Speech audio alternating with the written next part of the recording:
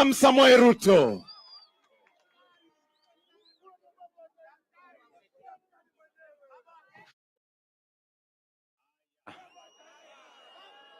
Wananchi wa Tigania West, mjambo.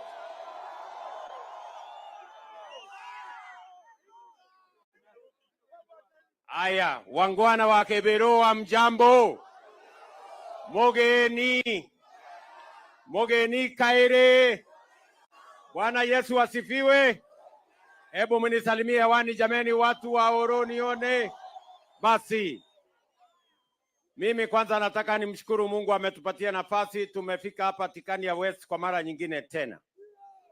Na leo nimetembea Meru hii kwa sababu ya mambo ya maendeleo ya Meru County.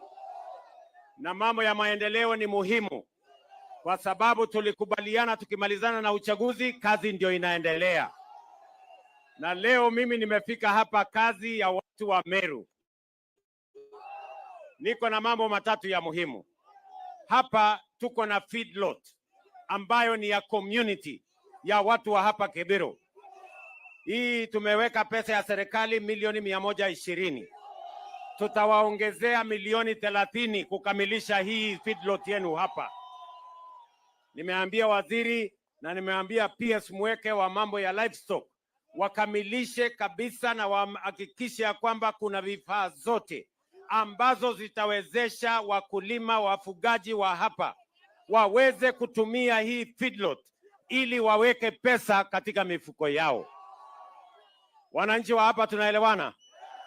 Hata ingawaje tumejenga na pesa ya serikali, sasa hii feedlot itakuwa mali ya wananchi wa hapa Kebero. Muweze kutumia hii feedlot ili wanyama wenu, mifugo yenu, muongeze mufanye feeding hapa na mutafute soko, na sisi kama serikali tutawasaidia kutafuta soko, ndio tuhakikishe ya kwamba mifugo yenu haihangaiki wakati wa kiangazi, na pia tuweze kubadilisha ile inaitwa livestock commercialization.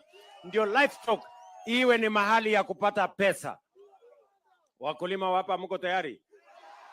Na tumekubaliana wale watakao simamia hii feedlot ni wananchi wa hapa. Nyinyi wewe mtachagua kamati na tutawasaidia kuwapatia taratibu ya vile ya kusimamia hii feedlot.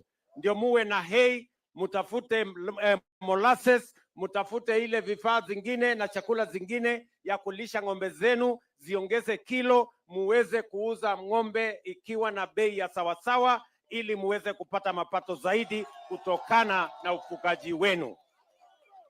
Watu hapa Kebero tunaelewana? Na niliongea na huyu chairman ambaye ni chairman wetu wa mambo ya kilimo, huyu mbunge wetu wa hapa, Mheshimiwa Daktari Mutunga, mtu wa bidii. Tunaelewana? Na wakati aliniambia watu wa hapa Tigania West, hasa wa Kebero, ni watu wafugaji na ni watu wa bidii, tukasema kati ya ile feedlot ambayo tunajenga Kenya, lazima tuweke moja hapa Kebero. Na mimi nafurahi ya kwamba nyinyi kama wananchi wa hapa muko tayari kutumia hii feedlot kwa manufaa yenu, ili mifugo yenu muweze kupanga soko ya sawa. Hii feedlot muko tayari? Hebu nione wale wanasema tuko tayari kutumia hii feedlot. Ya pili, mimi najua ya kwamba watu wa hapa Tigania West ni wananchi ambao miaka nyingi wamehangaika kwa sababu mashamba yao haijapimwa na hakuna title tosha.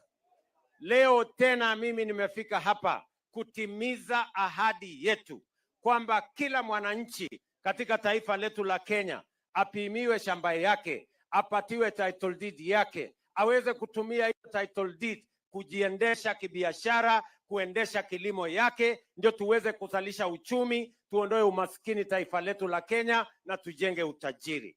Sababu hiyo ndio mimi nimefika hapa leo na title deeds 10,800. Tuko na title deeds hapa 10,800 ya wananchi wa sehemu hii. Kila mtu ataenda nyumbani na title deed yake. Tumefanya usurveyor tukitumia pesa ya serikali.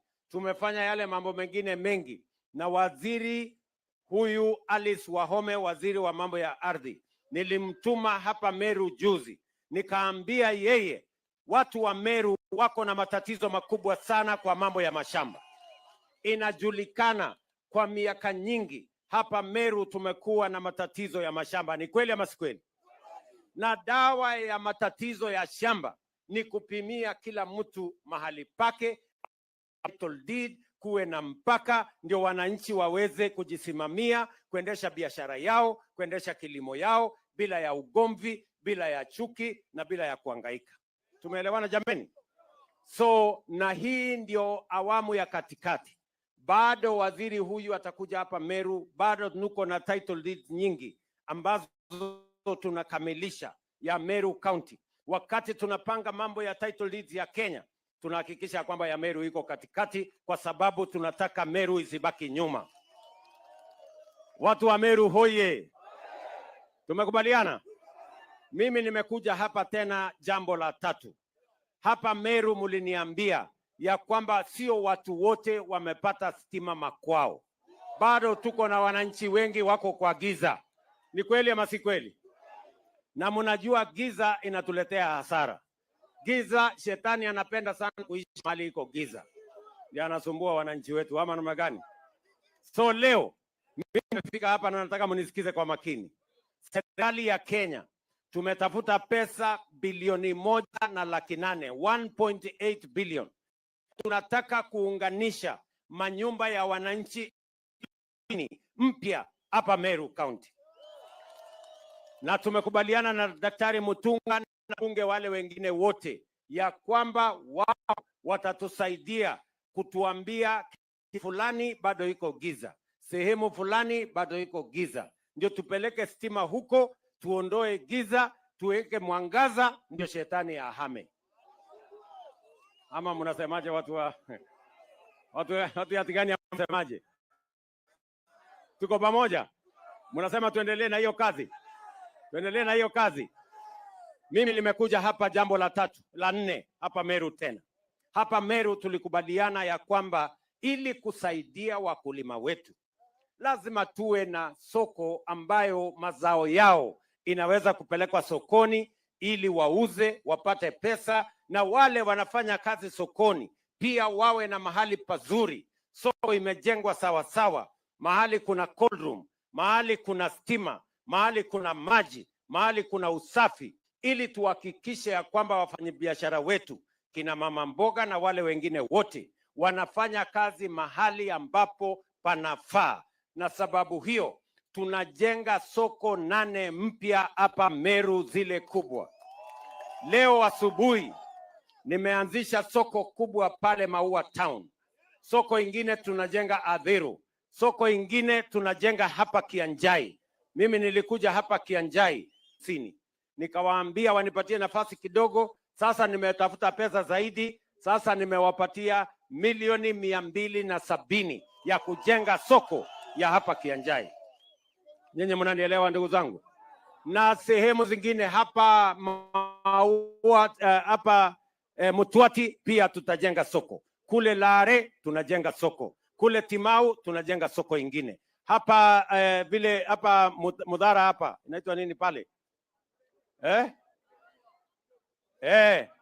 Mikinduri pale Mikinduri vile vile mimi najenga soko hapo ya shilingi milioni 300 vile vile, kwa sababu tunataka kuhakikisha ya kwamba wafanyabiashara wetu wako na market infrastructure na wakulima wetu wako na mahali wanaweza kupeleka mazao yao wapate kwa bei ya sawasawa. Tuzalishe chakula Kenya hii, tuondoe njaa, wafanyabiashara waendeshe na biashara, ndio uchumi ikue, ndio tuweze kuhakikisha kwamba Kenya inasonga mbele. Ndugu zangu watu wa Meru, tunaelewana? Ndugu zangu watu wa Meru, mimi vile vile nimekuja hapa kuwatangazia ya kwamba kama serikali ya Kenya wiki iliyopita tumetoa milioni 900 ya kukwamua zile barabara na makontrakta ambao walikuwa wamekwama. Sasa tuko na pesa ya kukwamua barabara zetu kwa sababu barabara ni ya muhimu. Barabara ikitengenezwa, kilimo inaendelea, biashara inaendelea, kazi ile yote inaendelea na uchumi ndio itakuwa. So watu wa Meru, I want to promise you to commit that last week we released 900 million shillings for purposes of paying contractors with stalled road projects so that we can unlock all of them. Mnajua tuko barabara ile inatoka Isiolo pale inaenda hapa ati wapi?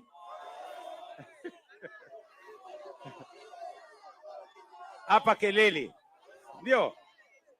Hiyo barabara vile vile mimi nataka niwahakikishie hiyo barabara ni among the roads. Tumetoa pesa kwa contractors waweze kutengeneza hiyo barabara. Na vile vile tutahakikisha kwamba tunasonga mbele tukiwa pamoja. Watu wa Kabiro tumeelewana? Tigania West tumeelewana? Mimi nauliza nyinyi, mnasema tuendelee na kazi ama mnataka tuletewe? Jamii zote tuungane, kaunti zote tuungane, sehemu zote za Kenya, kwa sababu umoja ni nguvu, kutengana ni udhaifu. Mimi nawauliza watu wa Meru, mimi kama rais wa taifa letu la Kenya nimesema nitaunganisha wananchi wote wa kutoka taifa letu la Kenya bila ya kujali wanatoka jamii gani, wanatoka sehemu gani, wanatoka kaunti gani, kwa sababu sisi wote kwa mapenzi ya Mungu ni ndugu moja, watu wa taifa moja, sisi ambao tutafaulu tukiwa pamoja. Watu wa Meru tafadhali na waomba kwa unyenyekevu mkubali tuunganishe taifa letu la Kenya. Watu wa Meru mtanisaidia tuunganishe Kenya hii. Mnasema tuunganishe Kenya? Hebu nione wala anasema tutaunganisha taifa letu la Kenya. Basi hivyo ndivyo nataka tuelekee pamoja, na mimi nimesema mambo ya siasa ya chuki, migawanyiko na ukabila tunapiga marufuku katika taifa letu la Kenya. Sisi wote tunataka kusimama kwa pamoja. Tunaelewana jameni? Mnasema tuendelee? Nasikizeni. Nyinyi watu wa Meru, watu wa mlima hapa. Mimi nimekuwa hapa miaka karibu 20. Mimi nimetembea na nyinyi safari zote. Mimi nimekuwa na nyinyi miaka yote. Mimi siwezi kubali ati mtu akuje atutenganishe na siasa ya fitina na chuki. Mimi nitasimama imara kuhakikisha ya kwamba vile mliniheshimu mkanipatia kura zenu, na mimi nitawaheshimu, nitawafanyia kazi mpaka mshangae. Tunaelewana jameni? Tumeelewana? Tuko pamoja? Kwa hivyo sitaki kusema kuzidi hapo. Hapa tuko na viongozi. Mimi najua tuko na vijana hapa wa Tibet yetu hapa. Karurumo hapa. Si ndio? Hawa wangwana niko na basi yao. Si ndio? Sasa wewe Daktari Mutunga, mimi nitakutuma basi kiwa tayari, wewe utaleta na huyu Deputy President, basi ingie pale. Sawa sawa? Tumekubaliana? Alafu kama kuna kazi nyingine imebaki hapa kidogo, mheshimiwa atanieleza, mimi nitapanga. Tunaelewana jameni? Tumeelewana? Wacha nichukue nafasi hii. Kwa kifupi nataka nimuulize naibu wa rais wa Jamhuri ya Kenya asalimie watu wa Kabiro. Wapi nduru ya Deputy President?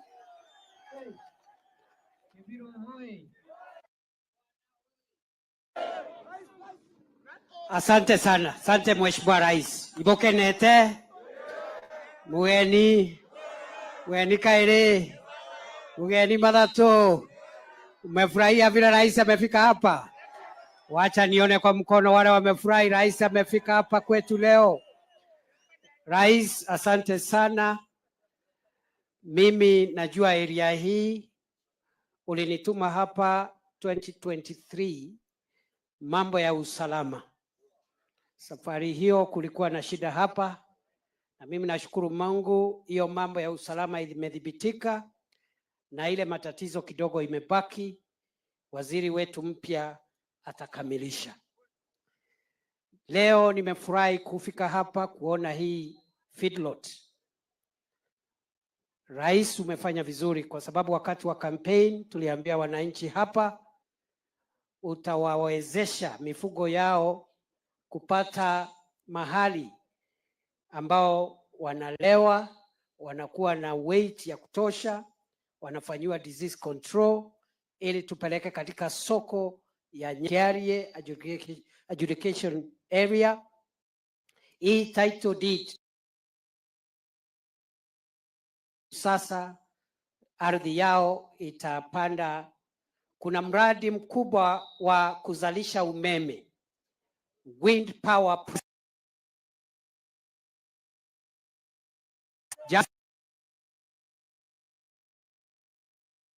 Jambo ya mwisho kwa sababu ya masaa.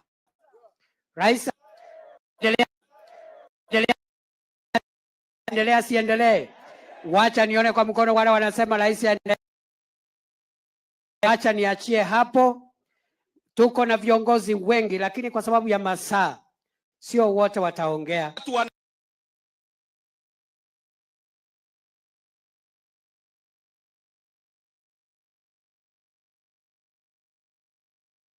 About 1 hour remaining for members of parliament to debate the Basic Education Amendment Bill, Bill number 59 of the year 2023. We equally have a number of motions lined up for debate this morning by various members of parliament.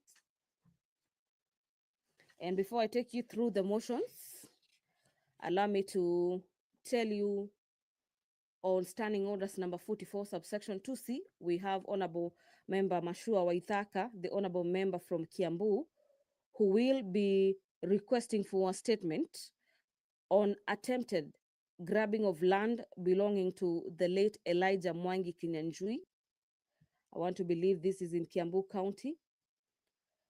And this request for statement will be handled by the Departmental Committee on Matters Lands at the National Assembly. Remember, you can follow up quickly on this live broadcast courtesy of our YouTube channels. That is Parliament of Kenya and the National Assembly live proceedings, and equally on KBC Channel 1. And you can also catch this live broadcast courtesy of our signet channels, that is Bunge TV. The business of the National Assembly will be commencing any minute from now as the sergeant terms with the mace, closely followed by the Deputy Speaker of the House, Honorable Gladys Boss, in the chamber this morning. Allow me to hand you over. My name is Gladys Mungai. Enjoy your viewing and have yourself a great morning. Honorable members, let us pray. Almighty God, who in your wisdom and goodness have appointed the offices of leaders and parliaments for the welfare of society and the just government of the people, we beseech you to behold with your abundant favor as your servants whom you have been pleased to call to the performance of important trusts in this republic. Let your blessings descend upon us here assembled, and grant that we treat and consider all matters that shall come under our deliberation in so just and faithful a manner as to promote your honor and glory, and to advance the peace, prosperity, welfare of our country and of those whose interests you have committed to our charge. Amen.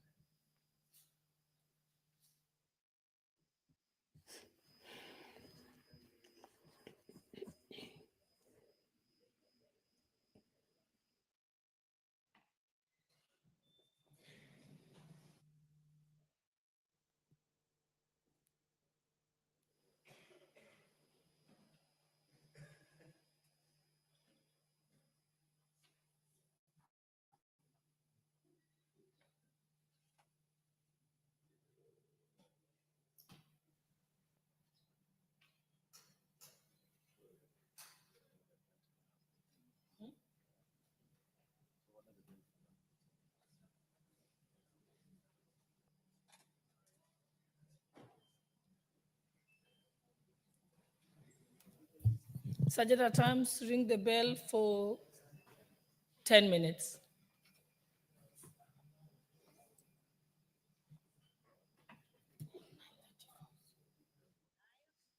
Well, the business of the National Assembly has officially commenced this morning.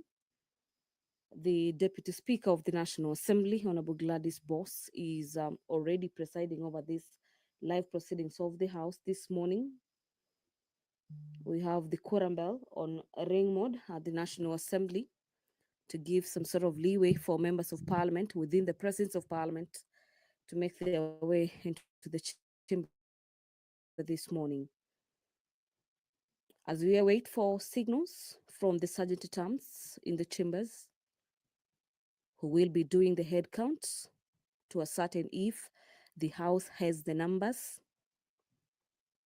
to proceed with business lined up in today's order paper, understanding orders number 225, the Honorable Member Ken Chonga, MP for Kilifi South, on behalf of concerned residents of Mwendo Wapanya village, this is in Kilifi County, will be presenting their statements on their behalf.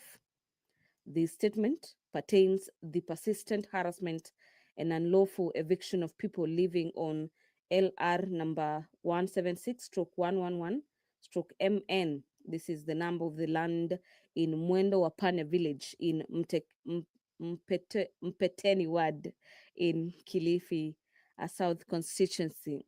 This petition from residents of Mtepeni ward in Kilifi South constituency will be handled by the House Committee on Matters Public Petition. Let me now take you through some of the motions lined up for debate this morning. The motion that is taking precedence in the order paper this morning is a motion on the implementation of the universal health coverage and of a policy on mandatory use of public health care facilities by public officers. This is a motion by Honorable Sabina Chege.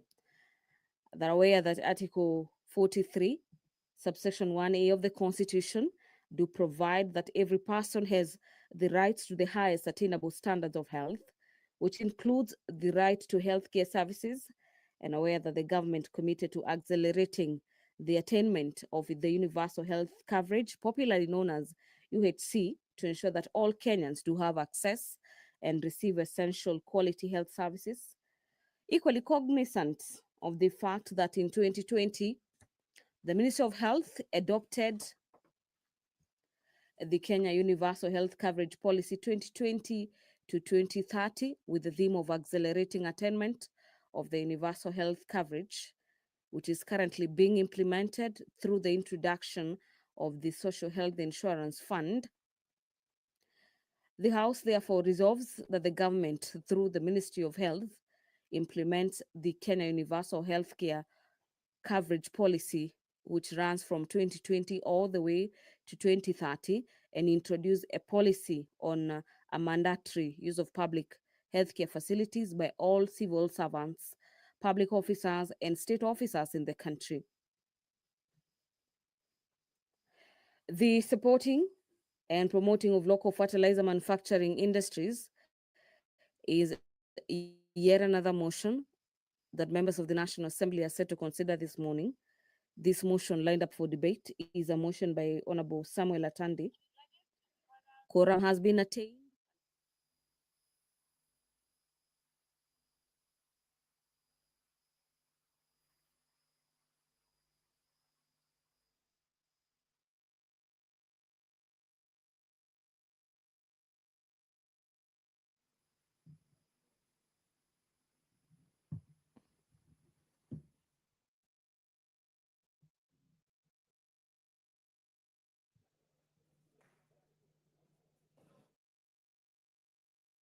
Your card?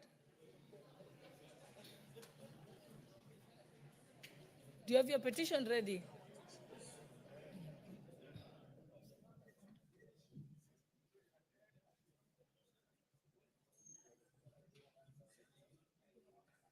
It's okay. Please give him the mic. You may proceed with your petition. There you have the mic. Thank you, Madam Speaker. I rise to read petition number 6 of 2025 regarding persistent harassment and unlawful eviction of people living on LR number 176/3/Mainland North in Mwendo Wapanya village, Mtepeni ward of Kilifi South constituency.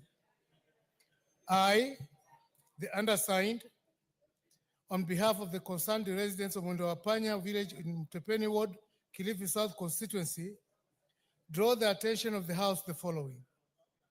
That Athwana village is a pre-colonial village established on or about 1908 by one Athman Suleiman and developed to an acclaimed state haven where many locals who escaped from slave merchants would get safety. 2, that the land on which this village is located measures approximately 23.75 acres and is registered as LR number 176/3/Meru North. The parcel of land currently has a population of about 1,000 people. That the residents have been living in the village for over 100 years and have a community cemetery where they have been burying their dead ancestors, as evidenced by graveyards and shrines from where they perform their traditional rites. That the village has a wide range of public utilities such as hospitals, schools, shopping centers, and even farmlands on which residents practice subsistence farming, as well as commercial crop farming of coconuts, mangoes, cashew nuts, and oranges that have supported the livelihoods of the residents for over 70 years. That for many years since independence, efforts by the residents to regularize ownership of the land for them to have security of tenure and realize full economic potential of the land have been unsuccessful. That on the 19th of November 2018, 3 persons, namely Mark Mwarua Mwangi, Charles K. Wanguhu, and John Waweru Mwangi, went to the plot with hired people, harassed the residents, and demolished structures on the land, leaving the residents homeless.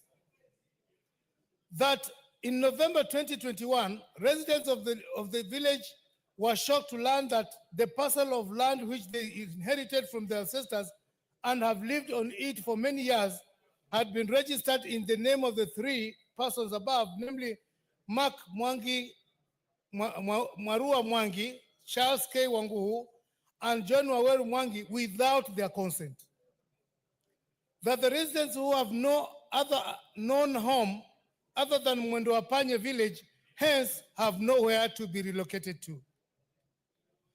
That efforts by the petitioners to seek assistance from the relevant government agencies, including the Ministry of Lands, Public Works and Urban Development and the National Land Commission to address the matter have been unsuccessful. Therefore, your humble petitioners pray that the National Assembly, through the Public Petitions Committee, 1, inquires into the circumstances that led to the registration of a parcel of land number reference number LR number 176/3/Meru North in the name of the 3 persons, namely Mark Mwarua Mwangi, Charles K. Wanguhu, and John Waweru Mwangi without the consent of the residents. 2, recommend that the Ministry of Lands, Public Works and Urban Development, the National Land Commission, and other relevant government agencies settle the residents by facilitating by subdivision of the parcel of land number LR 176/3/Meru North and issuance of certificates of title to the residents of Athwana village. 3, makes any other recommendations it deems fit to secure the petitioner's rights. And the petitioners will ever pray. Presented by me, Honorable Ken Chonga. Honorable members, are there any members who want to contribute to the petition by Honorable Ken Chonga? Please press the intervention button.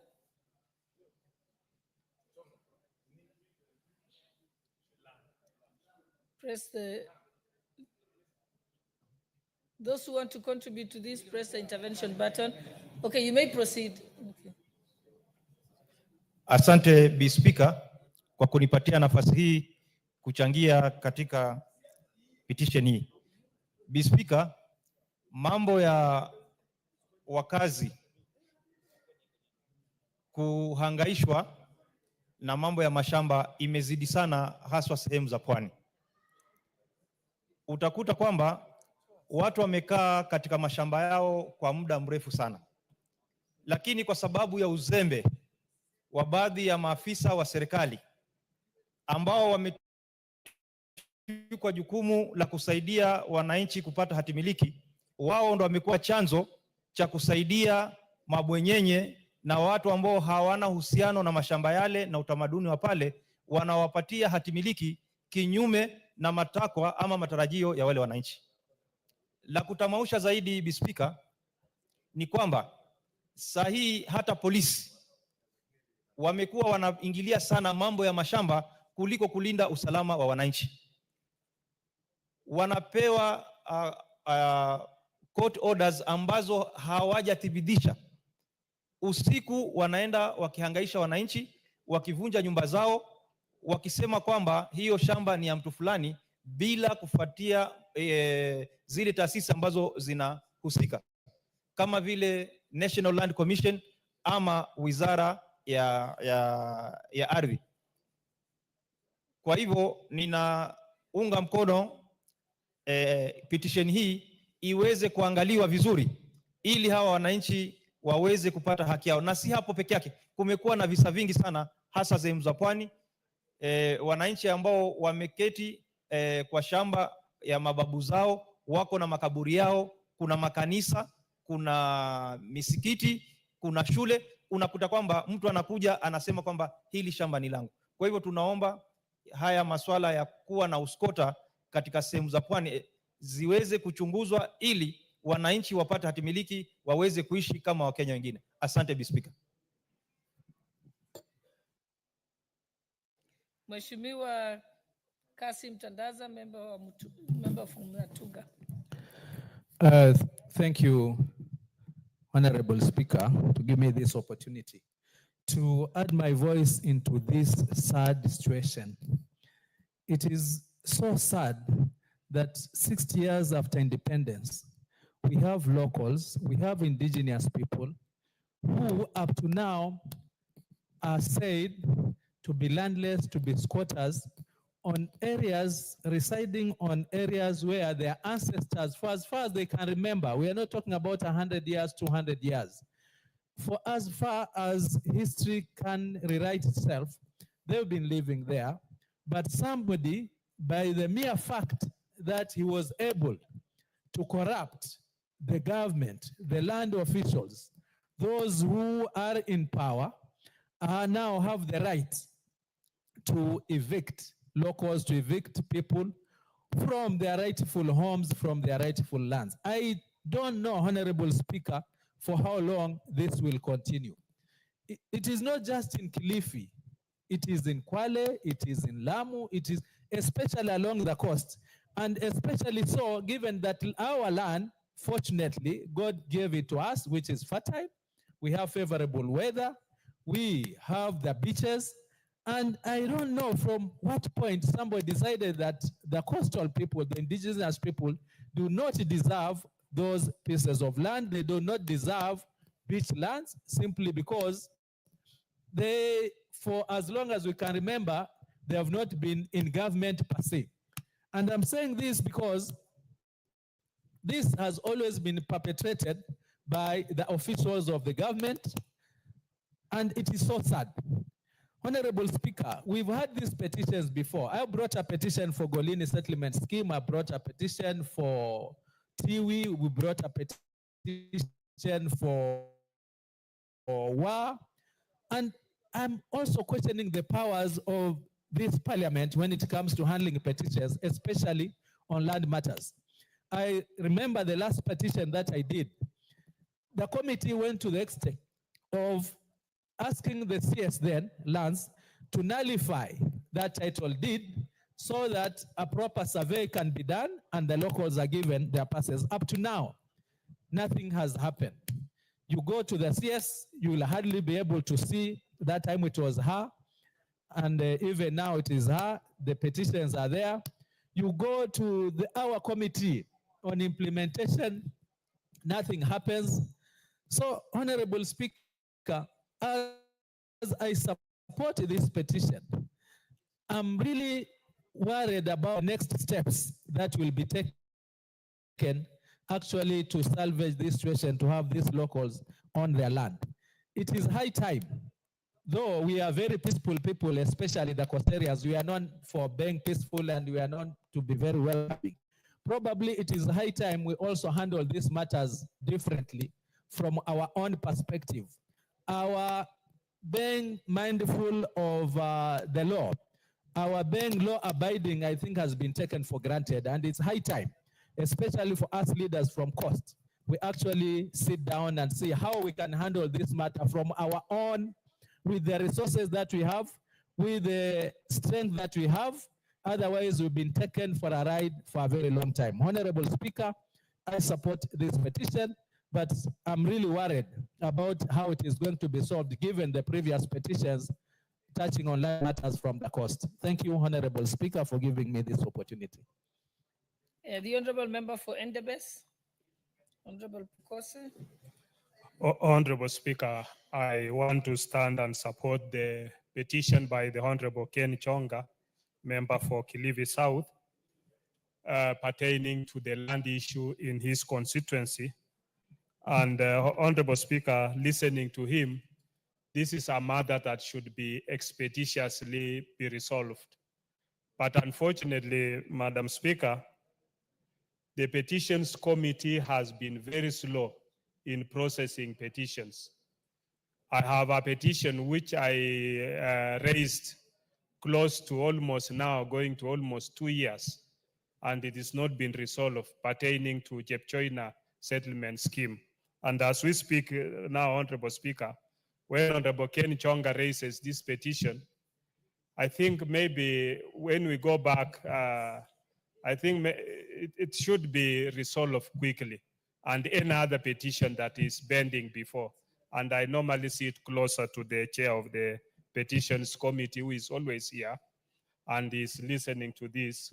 And I hope that his committee will move with speed to address not just the petition by Honorable Ken Chonga, but by petitions such as the one concerning Jepchoina settlement scheme. Because as we speak, I was there for the weekend, and there is still a lot of quarrels between the Wananchi there, where you have others coming and plowing people's land when they have no allotment letters. And this creates insecurity, it creates instability, and it affects even production in as far as food security is concerned.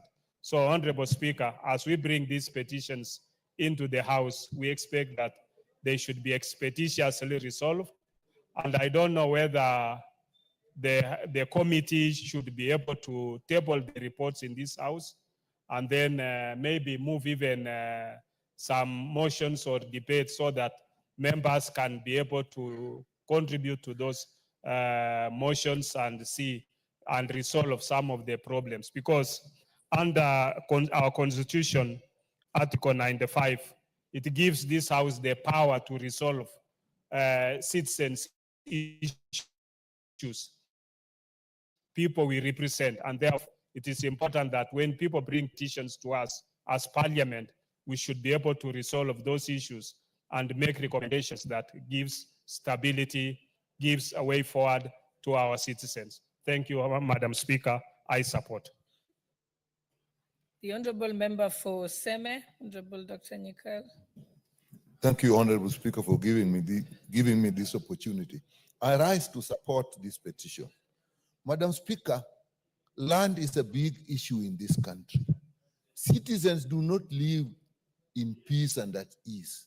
Even people with titles no longer trust the titles they have.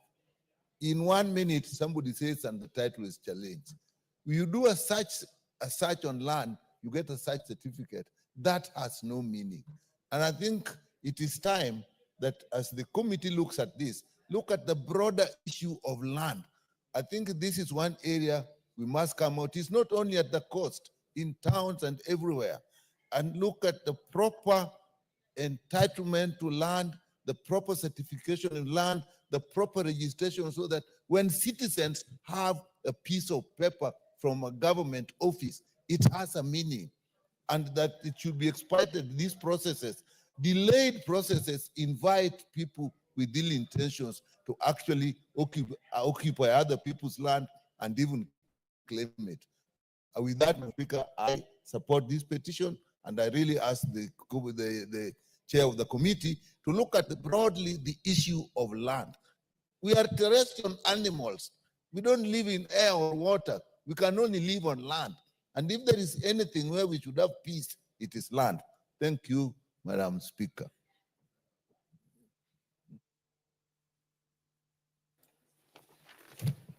Before we proceed, honorable members, allow me to recognize the presence of St. Bikita Chuka Girls School from Chuka Igembe Ng'ombe constituency in Tharaka Nithi, and Kiani Primary School from Kibwezi East constituency, Makueni County. On behalf of the substantive speaker, myself, and members of parliament, we welcome you to the National Assembly. Thank you.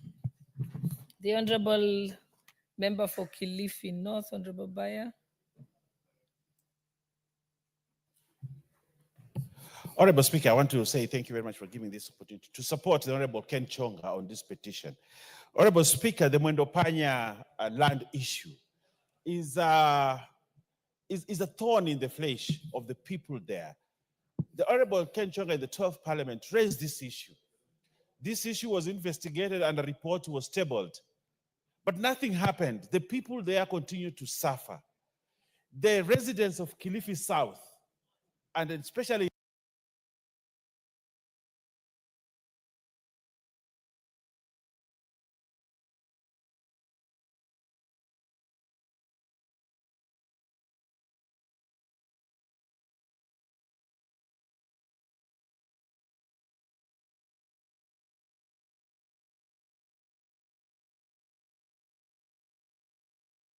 in that area have suffered for a long time.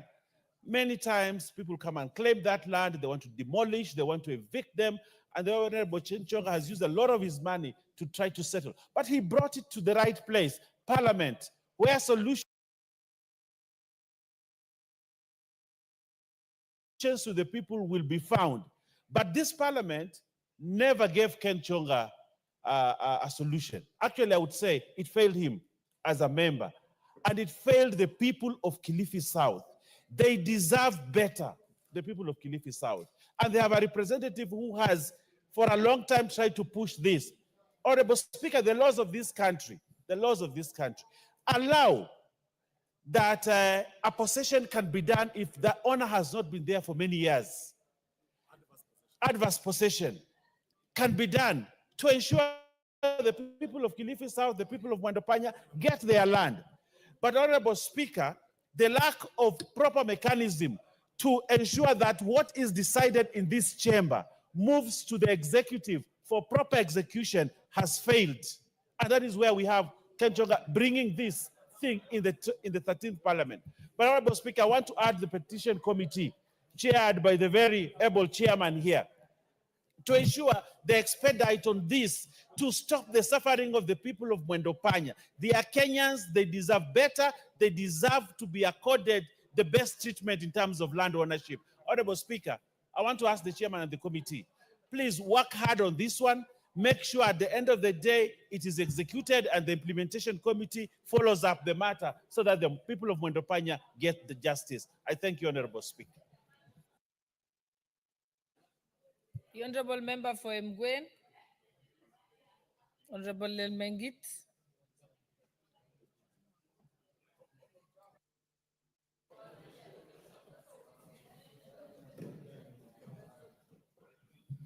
Asante sana Mheshimiwa Spika.